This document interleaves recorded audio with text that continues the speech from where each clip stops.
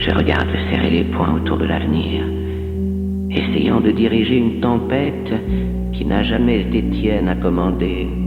Tu portes l'effort du contrôle comme un linceul lourd.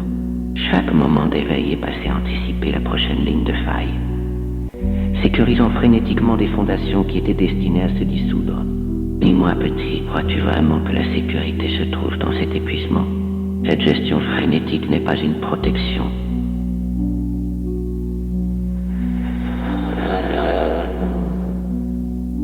C'est simplement le déni de l'immensité que tu occupes. Tu tiens une corde effilochée et brûlante. Ta peur est entièrement concentrée sur la chute, l'inconnu, l'abandon, mais la vraie douleur est l'effort requis pour maintenir ta prise. Tu confonds la friction de la résistance avec la force de la survie. Regarde tes mains, elles sont cicatrisées, fatiguées, protestant contre le fardeau impossible que tu leur as imposé.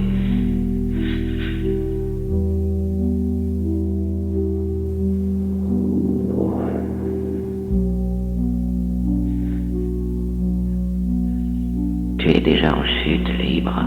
L'illusion de te cramponner te coûte tout.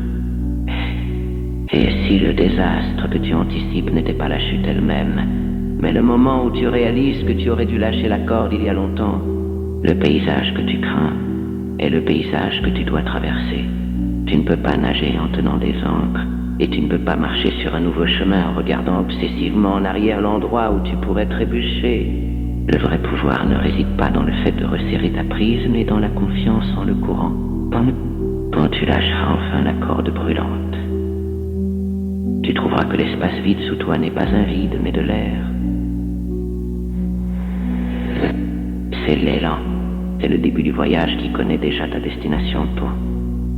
Laisse la peur s'enregistrer, puis laisse-la te traverser. Comme le vent par une fenêtre ouverte.